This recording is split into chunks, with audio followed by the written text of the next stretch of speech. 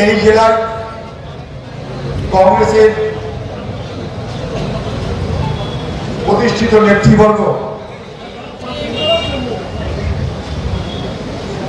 অসিত দা, দিলীপ বাবু, সুলাইমান সাহেব, আজকের জমানার কবির সালাউদ্দিন সাহেব সমেত আমি সকলের নাম করতে পারছি না, কেউ কিছু মনে করবেন না। এই বৃহৎ অংশের নেতৃত্ব যদি মনে করে আমরা বসিরহাটকে পুনরুদ্ধার করব, তাহলে আমি দায়িত্ব নিয়ে বলতে পারি আগামী দিনে কোনো শক্তি নেই যারা বসিরহাটে কংগ্রেসকে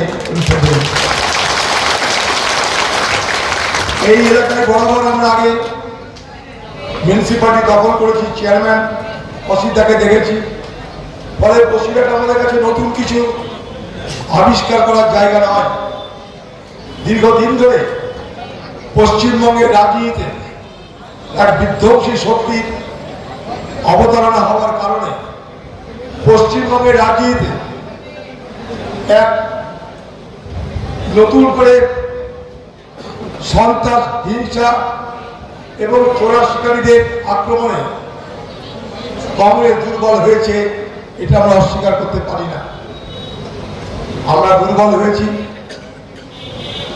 আমাদের নিজেদের কারণে নয়, আমরা দুর্বল হয়েছি আমাদের দলের কর্মীদের উপরে আক্রমণকে মোকাবেলা করতে না পারার জন্য।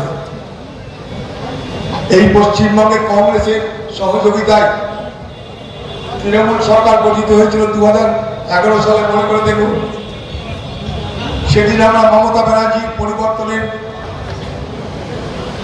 স্লোগানকে সমর্থন করেছিলাম, কারণ কংগ্রেস বরাবর বৃহৎ স্বার্থের কথা ভাবে। কংগ্রেস দল কোনো সংকীর্ণ স্বার্থের দ্বারা পরিচালিত হয় না বলেই সেদিন আমরা নিজেরা কেউ বলিনি বাংলার মুখ্যমন্ত্রী আমাদের করতে হবে, বরং আমরা বলেছিলাম আগামী দিনে বাংলার মুখ্যমন্ত্রী মমতা ব্যানার্জি হোক, কংগ্রেস তাকে সমর্থন করবে। আমার আরো মনে আছে 2011 সাল, আমি তখন ভারতবর্ষের পার্লামেন্টের এমপি। একদিন পার্লামেন্টের মধ্যেই সোনিয়া গান্ধী নিজের যে আলাদা ঘর ছিল, তিনি নেত্রী ছিলেন আমাদের, সেখানে আমাকে ডেকে পাঠালেন উনি। আমাকে বললেন, তুমি তো বাংলার এমপি, বলো পশ্চিমবঙ্গে আগামী নির্বাচনে আমাদের কি করা উচিত। বামফ্রন্ট সরকার আমাদেরকে সমর্থন করেছিল, কিন্তু আমেরিকার সঙ্গে দেশের স্বার্থে আমরা চুক্তি করতে গেছিলাম, ইন্দো ইউএস নিউক্লিয়ার ডিল, অর্থাৎ ভারত সঙ্গে আমেরিকা পারমাণবিক চুক্তি সম্পাদন করতে চেয়েছিলাম আমরা আমাদের দেশের অগ্রগতির স্বার্থে। ডক্টর মনমোহন সিং এর সেই ঐতিহাসিক চুক্তি ভারতবর্ষের মানুষ আজও মনে রেখেছে এবং মনে রাখবে, কারণ এটার কতটা প্রয়োজন ছিল ভবিষ্যৎ প্রজন্ম আরো বেশি করে বুঝবে। সেদিন ভারতবর্ষের ইউপিএ সরকারের উপর থেকে সমর্থন প্রত্যাহার করে নিয়েছিল বামপন্থীরা। সরকার তখন সংখ্যালঘু সরকারে রূপান্তরিত হবার মতন জায়গায় পৌঁছে গেছিল। সেই সময় তৃণমূলের পক্ষ থেকে সমর্থন করা হয়েছিল ইউপিএ সরকারকে। সোনিয়া গান্ধী যখন আমাকে জিজ্ঞেস করলেন, আমি তখন বললাম যে কংগ্রেস সমর্থন করবে মমতা ব্যানার্জিকে। কংগ্রেস দলের পক্ষ থেকে মমতা ব্যানার্জিকে সমর্থন করে পশ্চিমবঙ্গ থেকে বামফ্রন্টকে ক্ষমতা থেকে অপসারণ করবার অত্যন্ত জরুরি প্রয়োজন। দায়িত্ব নিয়ে বলছি আপনাদের এই কথা। পশ্চিমবঙ্গে মমতা ব্যানার্জিকে 2011 সালের নির্বাচন দিল্লির কংগ্রেস, সোনিয়া গান্ধী থেকে আরম্ভ করে যত কংগ্রেসের নেতৃত্ব সবাই মন খুলে আন্তরিকতার সঙ্গে তাকে দুহাত ভরে সহযোগিতা করেছিল। মমতা ব্যানার্জির যা যা লাগে সব কেন্দ্রীয়ভাবে কংগ্রেস পার্টি তাকে সরবরাহ করেছিল। সেই সোনিয়া গান্ধী যাকে মমতা ব্যানার্জি পরে অপমান করতে দ্বিধা করেননি, সেই রাহুল গান্ধী যাকে পরে মমতা ব্যানার্জি অপমান করতে দ্বিধা করেননি, ক্ষমতায় আসার পর মমতা ব্যানার্জি প্রথম যে কাজটা করলো সেটা কি? সেটা হলো কংগ্রেস দলটাকে খতম করা। কংগ্রেস দলটাকে খতম করতে হবে, কারণ কংগ্রেস দল তার ভবিষ্যৎ তৈরি করতে পারবে। সারা দেশের প্রত্যেকটা রাজ্যে কংগ্রেস দল আছে, কংগ্রেস ভারতবর্ষের জাতীয় পার্টি, তাই সেই পার্টির অস্তিত্ব পশ্চিমবঙ্গে বেশি দিন থাকলে মমতা ব্যানার্জি মনে করেছিল তার হয়তো ভবিষ্যতে বিপদ হবে। তাই ক্ষমতায় আসার পর থেকে আপনারা মনে করে দেখুন, ইতিহাস পর্যালোচনা করুন, দেখবেন মমতা ব্যানার্জি প্রথম দিন থেকে আক্রমণ করে কংগ্রেসকে খতম করার চেষ্টা করেছিল। Decimating the Congress party in Bengal, পশ্চিমবঙ্গের কংগ্রেস পার্টিকে খতম করো। মমতা ব্যানার্জির এই যে রাজনৈতিক লাইন, তার ফলে এ বাংলায় কংগ্রেস দুর্বল হলো, আমাদের অফিস দখল হলো, ভোট করতে দেওয়া হলো না, আমাদের এমএলএদেরকে ভয় দেখিয়ে প্রলোভন দেখিয়ে খরিদ করে নেওয়া হলো, গোটা প্রশাসন তৃণমূলের হয়ে দালালি করতে আরম্ভ করলো। আমরা পঞ্চায়েত ভোট করতে পারলাম না, আমরা মিউনিসিপ্যালিটির ভোট করতে পারলাম না, কিন্তু খেয়াল করে দেখেছেন কি সেই সময় বিজেপি পার্টির ভোট করতে কোনো অসুবিধা হয়নি। শুধুমাত্র খেয়াল করে দেখবেন, উদাহরণ দিচ্ছি আপনাদের, 2018 সাল পশ্চিমবঙ্গের পঞ্চায়েত নির্বাচন হয়েছিল। 20,000 আসনে তৃণমূল পার্টি বিনা প্রতিদ্বন্দ্বিতায়, বিনা লড়াইয়ে তারা জিতেছে। তার কারণ 20,000 আসনে কংগ্রেস কোনো প্রার্থী দিতে পারেনি।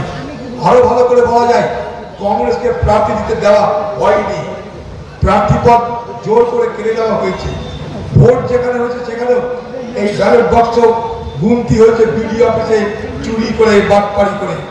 কিন্তু লক্ষ্য করে দেখবেন, বিজেপির কিন্তু সেদিন কোনো অসুবিধা হয়নি। কোনো বিজেপির ক্যান্ডিডেটকে কিন্তু তার নাম প্রত্যাহার করার জন্য চাপ দেওয়া হয়নি, কোনো বিজেপির কর্মীর উপরে কোনো হামলা হয়নি। খেয়াল করে দেখবেন আপনারা, অর্থাৎ কংগ্রেসকে খতম করো, তাতে বিজেপি যদি পশ্চিমবঙ্গে ফলে ফুলে প্রস্ফুটিত হয়, দুশ্চিন্তার কারণ নাই। এই ছিল মমতা ব্যানার্জির তৃণমূলের লাইন। খেয়াল করে দেখুন, পশ্চিমবঙ্গের আগে বামপন্থীরা ছিল, ভোট হয়তো প্রতিদিন আমাদেরকে, ভোটের দিন মারামারি হতো, সংঘর্ষ ছিল, অস্বীকার করছি না, বামেদের সঙ্গে আমাদের সংঘর্ষ ছিল, মারামারি ছিল, লাঠালাঠি ছিল, জেল খাটা ছিল, সব ছিল, কিন্তু আমরা চলাফেরা করে রাজনীতি করবার সুযোগটা পেতাম। জ্যোতিবাবু এবং বামফ্রন্ট 34 বছর পশ্চিমবঙ্গে ক্ষমতায় ছিল। 34 বছর ধরে তারা যদি মনে করত যে কংগ্রেস পার্টির নাম ও নিশান মিটিয়ে দেব, হয়তো পারত। তারা তা করেনি। মানে খাতির করেছে তা নয়। জ্যোতিবাবুরা, বামপন্থীরা আমাদের খাতির করেছে কথা বলবো না, তারা এই জন্যই করেনি। তারা মনে করেছিল বিরোধী শক্তি হিসাবে কংগ্রেসকে প্রয়োজন। কংগ্রেস যদি না থাকে বিরোধী শক্তি হিসাবে, পশ্চিমবঙ্গে আরেকটা শক্তি উত্থান হবে, তার নাম সাম্প্রদায়িক আরএসএস, বিশ্ব হিন্দু পরিষদ, বিজেপি। সেদিন তারা বিজেপি হবে। 14 বছর আমাদের উত্থান করতে পারত।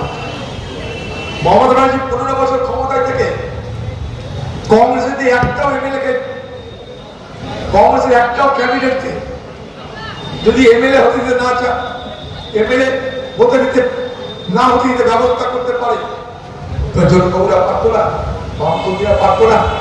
তারা ছিল অন্তত রাজনীতিতে অনেক বেশি অভিজ্ঞ।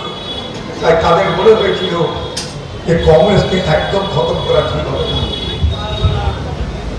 তাই লড়াই ছিল, আবার বলছি লড়াই ছিল, সংকট ছিল। বাম মানে আমি বছরের পর বছর ফেরার ছিলাম, জেল খেটেছি, গুলি খেয়েছি, মারামারি করেছি, তবু বলবো রাজনীতি করার একটা জায়গা ছিল, অথবা ভোটে দাঁড়ানোর ব্যবস্থা ছিল। হারি বা জিতি পঞ্চায়েত করবার সুযোগ পেয়েছিলাম। আমি মুর্শিদাবাদ জেলায় বলছি, পঞ্চায়েত নির্বাচন করার সুযোগ পেয়েছিলাম। এই পশ্চিমবঙ্গে মমতা ব্যানার্জি যা পারেনি, আমরা মুর্শিদাবাদে তাই করেছিলাম। 2003 সালের পঞ্চায়েত নির্বাচন, এই পঞ্চায়েত নির্বাচনে মমতা ব্যানার্জি তৃণমূল দল লড়ছে, আমরা লড়ছি। পশ্চিমবঙ্গের পঞ্চায়েত নির্বাচনের ফলাফল কি বলছে? পঞ্চায়েত নির্বাচনের ফলাফল বলছে পশ্চিমবঙ্গের বাম আমলের প্রথম একটা রাজনৈতিক দল যারা জেলা পরিষদ দখল করতে পেরেছে, তার নাম ভারতের জাতীয় কংগ্রেস, জেলার নাম মুর্শিদাবাদ। আমরা পেরেছি, কিন্তু মমতা ব্যানার্জি পারেনি সেদিন। তিনি এত জনপ্রিয় নেত্রী ছিলেন, কিন্তু বামফ্রন্টকে হারিয়ে কিন্তু তিনি একটা জেলা পরিষদ দখল করতে পারেনি। মনে করে দেখুন, তাই কংগ্রেস রাজনীতি করার সুযোগ যদি পায়, পশ্চিমবঙ্গে কংগ্রেস তার নিজের জায়গায় বানিয়ে রাখতে পারে, আমরা তার প্রমাণ দিয়েছিলাম। পশ্চিমবঙ্গে আজ মমতা ব্যানার্জি গত 15 বছরে যে রাজনীতিটা আমদানি করলো, সেখানে বিরোধীদেরকে কচু কাটা করে দেওয়া, বিরোধীকে অস্তিত্ব দিও না, বিরোধীর কোনো জায়গা দিও না, বিরোধিতাকে খতম করে দাও। আর পশ্চিমবঙ্গে পরিবর্তন হয়েছে, পশ্চিমবঙ্গে পরিবর্তন হয়েছে, কিন্তু পশ্চিমবঙ্গে রাজনৈতিক ধারার পরিবর্তন হয়নি। সরকারের পরিবর্তন হয়েছে, কিন্তু রাজনৈতিক সংস্কৃতির পরিবর্তন হয়েছে। সেদিন যেমন কংগ্রেসকে জায়গা দিতে হবে মমতা ব্যানার্জি, ঠিক তেমনি ভাবে আজ যারা ক্ষমতা হয়েছে তারা সেই একই কাজ করছে। তাদের কাছে কংগ্রেস তো অচ্ছুত, সারা দেশ জুড়ে কংগ্রেস অচ্ছুত বিজেপির কাছে, আমরা সবাই জানি। পশ্চিমবঙ্গের ক্রমশ বিজেপির আক্রমণ আমাদের উপরে বাড়ছে। গতকাল আমি বর্ধমানে গেছিলাম একটা যোগদান সভায়, যাতে আমাদের সভা না হয় তাহলে তার আগের রাত্রে সেখানকার তৃণমূলের বিজেপি দুর্বৃত্তরা আমাদের স্টেজ ভেঙে পুলিশ বাধ্য করলো সেই জায়গায় সভা বানচাল করে দিতে। তারপর হাইকোর্ট করলো আমাদের দলের লোকেরা, হাইকোর্ট সভা হবে কাল, পরশুদিন রাত্রে হাইকোর্ট অর্ডার দিয়েছে তোমরা সভা করতে পারো। তারপর নতুন জায়গায় সভা করতে হয়েছে। সভাতে যাতে লোক আসতে না পারে, বজরঙ্গি বাহিনী তাদের উপরে আক্রমণ করেছে, কংগ্রেসের উপরে নেমে আসছে। যে আক্রমণ তৃণমূল করে কংগ্রেসে খতম করতে চেয়েছিল, আজ সেই আক্রমণ কংগ্রেসের বিরুদ্ধে বিজেপির পক্ষ থেকে পরিচালিত হচ্ছে। তাই আমি অমিতের একটা কথা সমর্থন করব, যে আগামী দিনের লড়াই কিন্তু আরো কঠিন, আমি এটা সমর্থন। এই পশ্চিমবঙ্গে আগামী দিনে লড়াই কিন্তু দুটো শক্তি থাকবে, একটা বিজেপি, তার বিরুদ্ধে কংগ্রেস, বাকি যারা আছে তারা কিন্তু তৃণমূলের রক্তক্ষরণ হতে হতে তৃণমূল অ্যানিমিয়ায় ভুগছে, রক্ত দিবার কেউ নাই, ও রক্ত কোথায় ভুগছে ওকে কে বাঁচাতে জানি না। দিদি এখনো প্রলাপ বকে যাচ্ছে, প্রলাপ বকতে কাকে আপত্তি নাই।